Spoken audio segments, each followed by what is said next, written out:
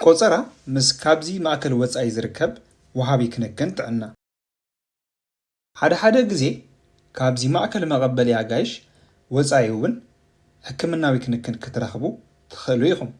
ንኣብነት ናብ ፊዚዮቴራፒስት፣ ሓኪም ስኒ ወይ ኪላ ስነ ልቦና ክትከዱ እንተደሊኹም መብዛሕትኡ ግዜ እዚ ሕክምናዊ ኣገልግሎት ቆፀራ ክሕዘልኩም እዩ።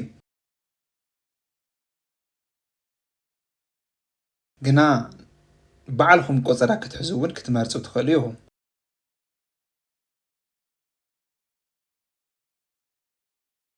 ባዕልኩም ምስ ካብዚ ማእከል ወፃኢ ዝርከብ ወሃቢ ክንክን ጥዕና ቆፀራ ምሓዝ።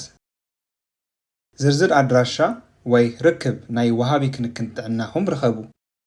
ናብ ወሃቢ ክንክን ጥዕናኹም ደውሉ ወይ ብቐጥታ ብመንገዲ መርበብ ሓበሬታ ናይ ወሃቢ ክንክን ጥዕናኹም ቆፀራ ሓዙ። ካብዚ ማእከል ወፃኢ ምስ ዝርከብ ወሃቢ ክንክን ጥዕና ቆፀራ ሒዝኩም ዲኹም? ንሕክምናዊ ኣገልግሎት ሓብሩ። ትርጁማን የድልየኩም ድዩ?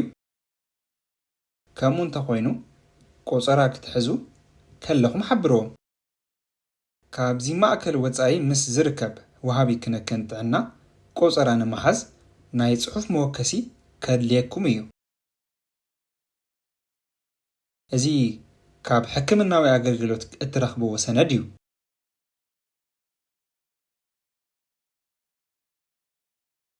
ነዚ ሰነድ ንወሃቢ ክንክን ጥዕናኹም ኣረክብዎ። ከምኡ እውን ዝኾነ ክትከፍሉ ኣይትግደዱን ኢኹም።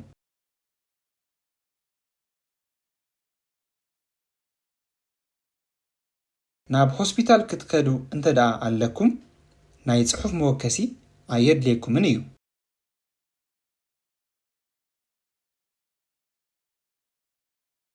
ቆፀራኹም ኣይትረስዑ። ናብ ወሃቢ ክንክን ጥዕናኹም መዓስን ኣበየናይ ግዜን ከም እትኸዱ ፀሓፍዎ። ክትመፁ እንተደኣ ዘይክኢልኩም ብዝተኻእለ መጠን ቀልጢፍኩም ነቲ ወሃቢ ክንክን ጥዕና ኣፍልጡ። ቆፀራኹም ኣይሰረዝኩምዎን ዲኹም ወይ ረሲዕኩምዎ ዲኹም?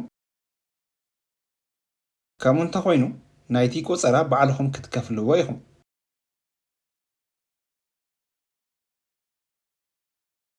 ነዚ ሓበሬታ እዚ ኣብ ቤልጅየም ንዝግበር ሕክምናዊ ክንክን ብዝበለፀ ንኽትርድኡ ክሕግዘኩም ተስፋ ንገብር። ዝኾነ ሕቶታት እንተሃልየኩም ኣብዚ ማእከል ንዝርከብ ሰራሕተኛ ሓገዝ ሕተቱ።